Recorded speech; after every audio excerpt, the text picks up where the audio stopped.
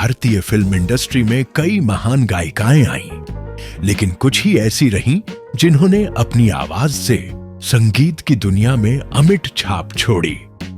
ऐसी ही एक मधुर और सुरीली आवाज की मल्लिका थी अनुराधा पौडवाल।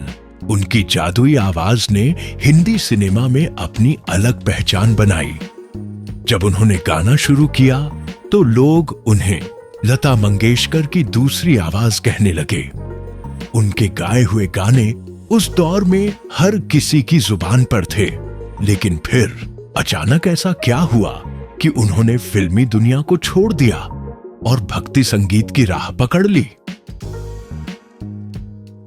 यह कहानी सिर्फ एक सफल गायिका की नहीं, बल्कि एक ऐसी महिला की है जिसने सफलता के शिखर को छूने के बाद भी संघर्षों का सामना किया।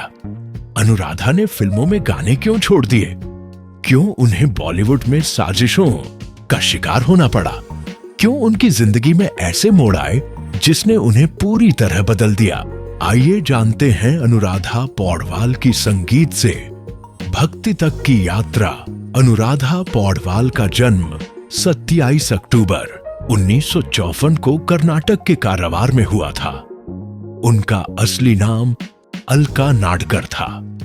उनके पिता का ट्रांसफर मुंबई हो गया, जिसके बाद उनका पूरा परिवार वहीं बस गया। बचपन से ही अनुराधा पढ़ाई में काफी होशियार थी और उनकी इच्छा थी कि वह एक डॉक्टर बने, लेकिन किस्मत ने उनके लिए कुछ और ही तय कर रखा था। 5 साल की उम्र में उन्होंने पहली बार लता मंगेशकर को लाइव गाते हुए सुना। उसी समय उनके दिल में संगीत के लिए एक अलग ही लगाव पैदा हुआ। वह चोरी छिपे लता मंगेशकर के गाने सुना करती थी और उन्हीं की तरह गाने की कोशिश करती थी, लेकिन उनके परिवार की सोच थी कि अच्छे घर की लड़कियां फिल्मों में नहीं जाती, इसलिए उन्होंने इसे छिपाकर रखा। जब अनुराधा छोटी थी तब उन्हें निमोनिया हो गया था। वह 40 दिनों तक बिस्तर पर पड़ी रही। इस बीमारी के कारण उनकी आवाज पूरी तरह खराब हो गई थी, लेकिन जब वह ठीक हुई तो उनकी आवाज में जादू आ गया। लोग कहते हैं कि इस बीमारी ने उनकी आवाज को बदल दिया और उसे और भी मधुर बना दिया। अनुराधा जब 16 साल की हुई तब उनकी मुलाकात अरुण पौडवाल से हुई, जो खुद एक संगीतकार थे। पहली ही मुलाकात में दोनों को प्यार हो गया और दोनों ने शादी कर ली। शादी के बाद अनुराधा ने अपने पति के कहने पर फिल्मों में गाना शुरू किया। साल 1973 में फिल्म अभिमान में उन्होंने पहली बार गाने की कुछ लाइनें गाएं। यह उनके करियर की शुरुआत थी, लेकिन असली सफलता उन्हें 1983 में आई फिल्म हीरो के गाने तू मेरा जानू है, तू मेरा दिलबर है से मिली। इस गाने ने उन्हें रातों रात सुपरस्टार बना दिया। इसके बाद उन्होंने तेजाब, राम लखन, दिल है कि, मानता नहीं, साजन और आशिकी जैसी सुपरहिट फिल्मों में अपनी आवाज दी। उनकी आवाज इतनी सुरीली और दिल को छूने वाली थी कि लोग उन्हें नई लता मंगेशकर कहने लगे। ओपी नैयर जैसे बड़े संगीतकारों ने कहा कि अब लता मंगेशकर का दौर खत्म हो गया है और अनुराधा पौडवाल ने उनकी जगह ले ली है। उस दौर में टी सीरीज म्यूजिक इंडस्ट्री का सबसे बड़ा नाम था और इसके मालिक गुलशन कुमार ने अनुराधा को अपने साथ जोड़ लिया। अनुराधा ने टी सीरीज के लिए कई सुपरहिट गाने गाए।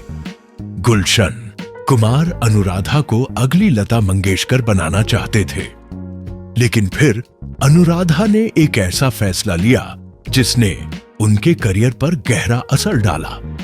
उन्होंने सिर्फ टी सीरीज के लिए गाने का फैसला कर लिया, जिसके कारण बॉलीवुड के कई बड़े संगीतकारों ने उनसे किनारा कर लिया। साल 1991 में उनके पति अरुण पौडवाल की एक सड़क दुर्घटना में मौत हो गई। इस घटना से अनुराधा पूरी तरह टूट गई, लेकिन इस मुश्किल घड़ी में गुलशन कुमार ने उन्हें सहारा दिया। लेकिन कुछ ही सालों बाद साल 1977 में गुलशन कुमार की हत्या कर दी गई। यह घटना अनुराधा के लिए किसी सदमे से कम नहीं थी। इसके बाद अनुराधा ने फिल्मी दुनिया से दूरी बनानी शुरू कर दी। गुलशन कुमार की मौत के बाद अनुराधा के खिलाफ साजिशें शुरू हो गईं। आशा भोंसले और अलका याग्निक जैसी गायिकाओं ने उनके गाने कटवाने शुरू कर दिए। कई बड़े संगीतकार अब उनके साथ काम नहीं करना चाहते थे। धीरे धीरे बॉलीवुड में उनका करियर खत्म हो गया, लेकिन उन्होंने भक्ति संगीत की ओर रुख किया। हनुमान चालीसा, शिव भजन, देवी गीत और कृष्ण भजन गाकर उन्होंने भक्ति संगीत की दुनिया में एक अलग पहचान बनाई। आज भी उनके भजन करोड़ों लोग सुनते हैं।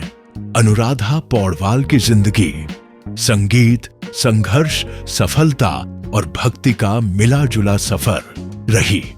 उन्होंने हिंदी सिनेमा को कई बेहतरीन गाने दिए, लेकिन बॉलीवुड की साजिशों के कारण उन्हें इंडस्ट्री छोड़नी पड़ी। लेकिन उन्होंने हार नहीं मानी और भक्ति संगीत की दुनिया में खुद को स्थापित किया। उनका सफर हमें यह सिखाता है कि कभी भी किसी के साथ गलत होता है तो भगवान उसके लिए कोई और रास्ता जरूर बनाते हैं। अनुराधा ने फिल्मों को छोड़कर भक्ति की राह पकड़ी और आज भी उनकी आवाज करोड़ों लोगों के दिलों में बसी हुई है।